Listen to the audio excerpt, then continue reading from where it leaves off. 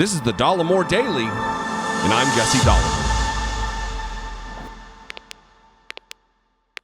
So Ted Cruz is a liar. I think that's pretty well established that Ted Cruz doesn't have any integrity. He's not a man to listen to and believe the things that he says.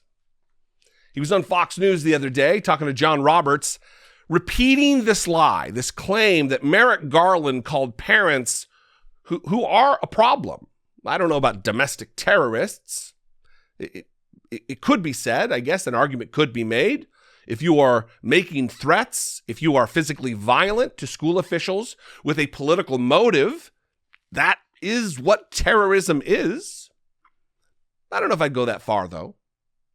But he's repeating the claim, the lie, the false claim, that Merrick Garland called parents who are protesting critical race theory that's not being taught in schools, that he called them domestic terrorists. He keeps repeating this claim.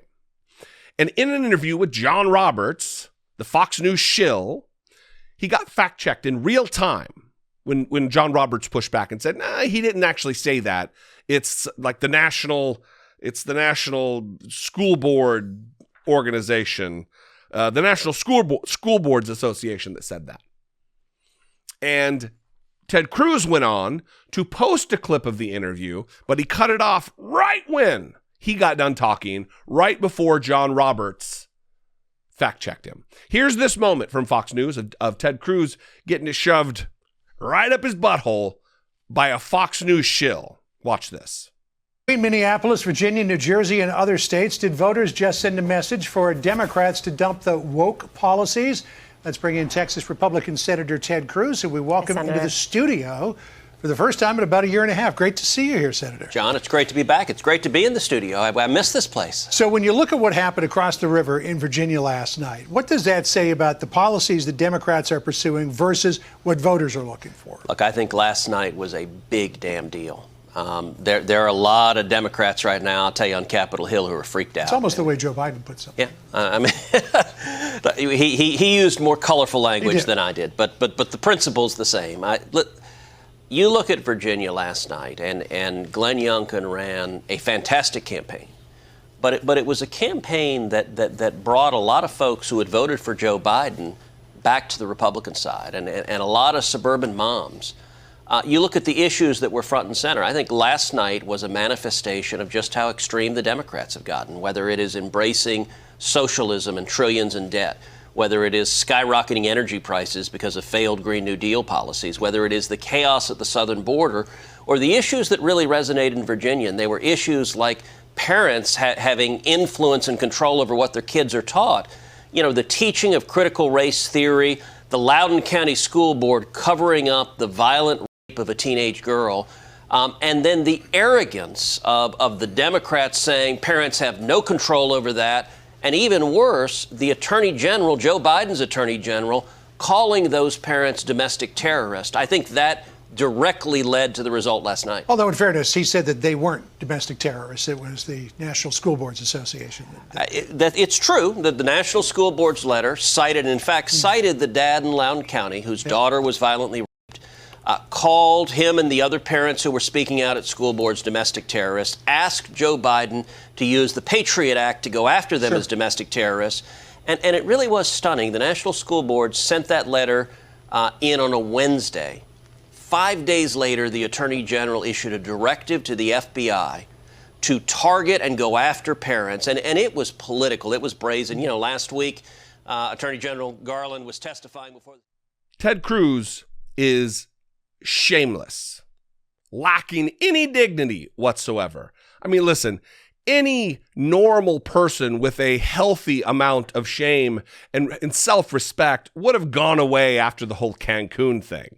But not little Teddy Cruz with his, his fake, false attempt at folksiness. This is what all this is over. I'm going to read from this article. I don't know if I read the headline or not. Ted Cruz gets fact-checked to his face on Fox News over domestic terrorist lie. The Texas senator then tweeted a clip from his interview containing his false claim about Merrick Garland, but not the fact-check that followed. We all witnessed that just now. Here's what this is about. Cruz and other Republican senators have been up in arms over an October 4th memo from Garland directing the FBI and attorneys general to work with local law enforcement to devise strategies to address increased harassment, intimidation, and violent threats against public school employees and school board members across the country. The memo makes no mention of the term domestic terrorist, nor does it cast parents as such. It was sent several days after the National School Boards Association wrote a letter to the president asking for federal support to address growing harassment and threats of violence against local school board members. That letter did use the term domestic terrorism, and the NSBA later apologized for using that language. We could debate whether that's appropriate or not. Like I said, I think a mild looking at what has been happening across the country could lead one to believe this is terrorism. If you're actually physically assaulting or threatening violence or physical assault, and it's all based on a political issue, a political predication, you want your particular political view to be supported or influenced by your violent threats, that's what terrorism is.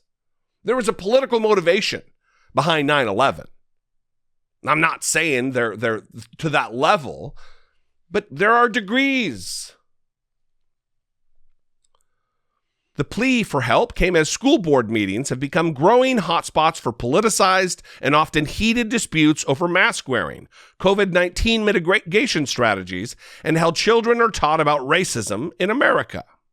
During a Senate Judiciary Committee meeting last month about the Attorney General's memo, Cruz accused Garland of directing the FBI to, quote, go investigate parents as domestic terrorists. An exacerbated Garland repeatedly told him and other Republican senators who made similar assertions that this was not true. Look, I've got my criticisms of Merrick Garland. I've made them very plain here on the channel. I believe he is letting down America related to investigating January 6th, related to investigating Donald Trump, related to prosecuting and giving consequences to someone who tried to undermine our election, not to mention the several instances of obstruction of justice that were outlined in the Mueller report. The many crimes of Donald Trump. It should not be only on municipalities, disparate municipalities across the country, whether that be New York or Georgia, to take care of Donald Trump. The United States Department of Justice has an obligation. Justice is in, I'm getting off the rails. Justice is in their very name. I don't believe Merrick Garland's doing a great job. But in this case, he hasn't done anything wrong. Ted Cruz is a charlatan, a political grifter. And it's time that Texas wake up and get rid of the goon, the liar. Even Fox News has to fact check in real time. Anyway, I'd love to know what you think. You can call, leave me a brief voicemail, 714-576-4054. Of course, you can email me daily@dollemore.com. That would be fantastic. I love hearing from you guys. I've got a backlog after I took off the end of last week into the weekend, spent the weekend in Boise. And anyway, I'd love to hear from you. Follow me on social media as I lose my voice. Follow me on social media. I'm at Dollemore just about everywhere.